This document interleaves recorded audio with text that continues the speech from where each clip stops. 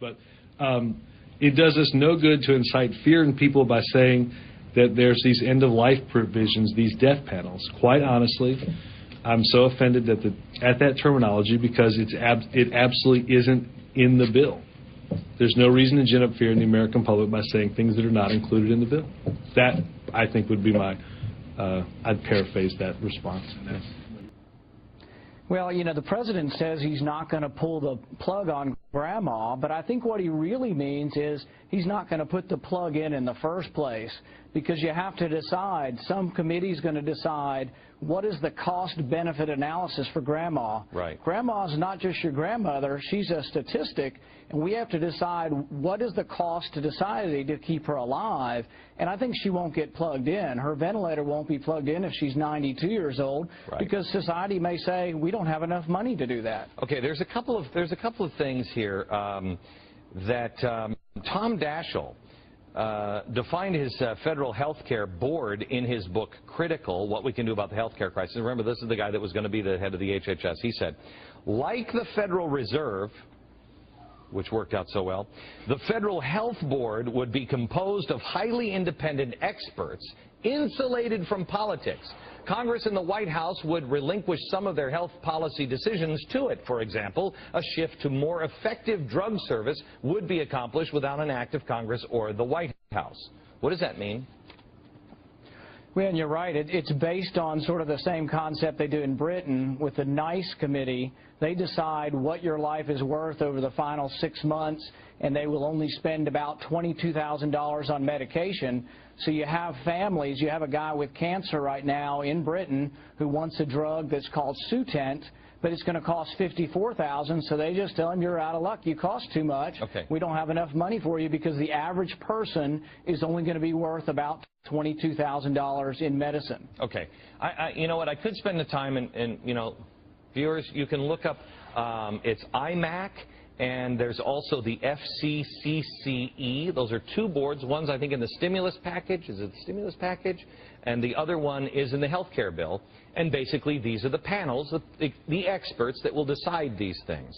But I'd rather, instead of going there, I would rather talk to you a little bit about, I've been thinking an awful lot about, okay, how do we fix this? How do we do this? First of all, let me just ask you, the thing that I have not heard anybody talk about on rationing. Okay, yes, if the government's not making the decision, the capitalist system makes the decision by, I'm sorry, we can't afford that, and you know, you're just going to, grandma's not going to get the heart and lung whatever because she can't afford it. And everybody will say that that's horrible. But if you allow people with money to be able to do it, doesn't that make that treatment eventually, that very expensive treatment, cheaper years down the road? If you don't have that capitalist money pouring in for the new expensive technology, it never is invented. You never grow, do you?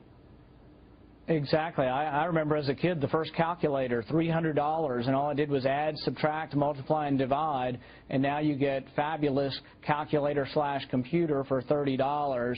So yeah, the price comes down as you open up to the marketplace and more people can engage in buying the product. But I think what we have to look at is, some people say, well, we don't want the government making the decisions, and they say, oh, well, now the insurance companies make the decisions.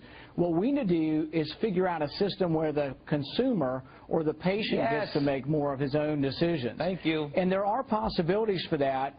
But our problem is what we do now is we're complaining about Obama's system, but nobody's presenting an alternative. What I'm saying is there is an alternative. What you need is multi-year insurance. You need health insurance to be more like term life insurance. If I have a heart attack today and I have term life insurance, I'm on a 20-year contract. They don't increase my rate.